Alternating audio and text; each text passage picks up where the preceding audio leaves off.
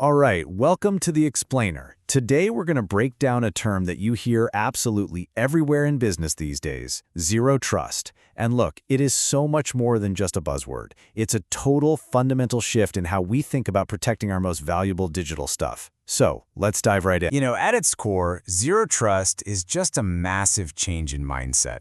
For decades, the rule of thumb was trust but verify. The idea was, if you're inside our network, you're probably okay. Well, the new rule is never trust, always verify. It takes that old model and just flips it completely on its head. Okay, so why such a dramatic change? What's the big deal? Well, to really get it, we've got to look at the old way of doing things, what people call the castle and moat model. And the idea was pretty simple, right? Build a big, strong wall, a perimeter, around all your important stuff, and you're safe. But here's the problem. That digital castle, it's completely crumbling. And what's knocking down the walls of that castle? Well, it's pretty much everything about how we work today. Our apps, they're in the cloud. Our teams, they're working from home, from coffee shops, on their phones, on their laptops. And we've got all these smart devices, IoT devices, plugged into our networks. The perimeter, that clean line we used to draw, it's basically gone. It doesn't really exist anymore. And get this number really drives the point home. A whopping 71% of corporate data now lives outside that old-school network perimeter. 71%. Think about it. If most of your valuables are already outside the castle, what good is the moat? It doesn't do a thing, right?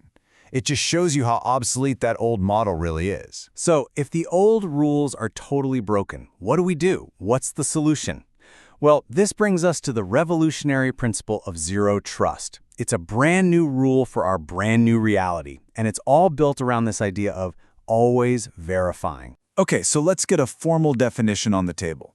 What is zero trust? It's a security framework that just throws out the whole idea of a trusted internal network. It's gone. Instead, it starts from a really simple but powerful place. No one is trusted by default. Not you, not your boss, nobody.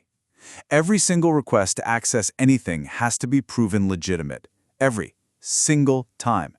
It doesn't matter where it's coming from. And I think this quote just nails it. It really gets to the soul of the whole thing. Zero trust is not about making a system trusted, but instead about eliminating trust as a necessary condition for using a system. See, the point isn't to build some new trusted zone. No. The goal is to make the system so secure that you don't have to trust anyone or anything. You just take trust right out of the equation. This leads to a really profound, really important strategic shift. Zero trust forces you into a new mindset. You have to assume breach. You have to work as if a breach has either already happened or that it's absolutely going to happen. So you stop focusing all your energy on building these perfect impenetrable walls. Instead, you focus on detection and, maybe even more importantly, containment.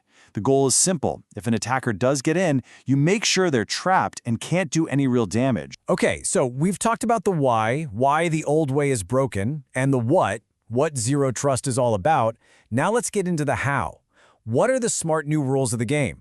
Let's look at the blueprint. First up is something that, honestly, a lot of us are already using in our daily lives.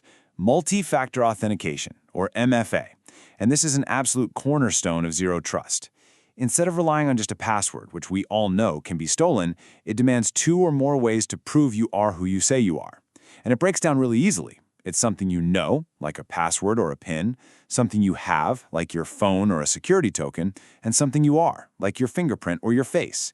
And get this, just doing this one thing can slash the risk of someone breaking into an account by up to 99.9%. That's huge. Okay, next up is a concept called microsegmentation. And it's just brilliant. Instead of having one giant open network where once you're in, you can go anywhere, you chop it up into tiny, isolated zones. The airport analogy is perfect. In the old days, security was just at the front door of the airport.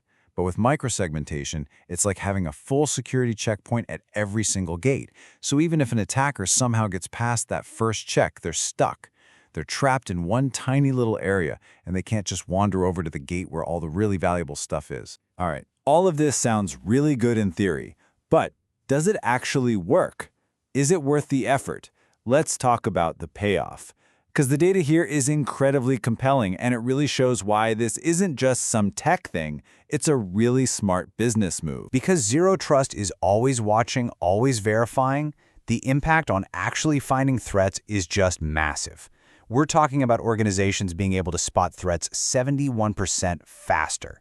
And this is a big one for any security team out there. They see a 68% drop in those annoying false positive alerts. You know, the alarms that go off for no reason? That means your team can stop chasing ghosts and focus on the threats that actually matter. So, what's the bottom line? Does it stop the bad guys from getting in? Yes. The data shows that organizations that really lean into Zero Trust report a massive 76% reduction in security breaches. 76%. That is an absolute game changer. And naturally, fewer breaches means you're saving a ton of money. Businesses that have a mature Zero Trust setup see on average a 63% reduction in all the costs that come with a data breach. Now that is a number that makes every single CEO and CFO sit up and pay attention. And one last bit of data here. What about the attackers who still manage to slip through? Well, Zero Trust absolutely crushes their dwell time. That's the creepy amount of time they get to hide inside your network before anyone finds them. We're talking a 52% decrease. You find them faster, you kick them out faster, and you seriously limit the damage they can do. Okay, the benefits are crystal clear, but the big question is, how do you actually do this?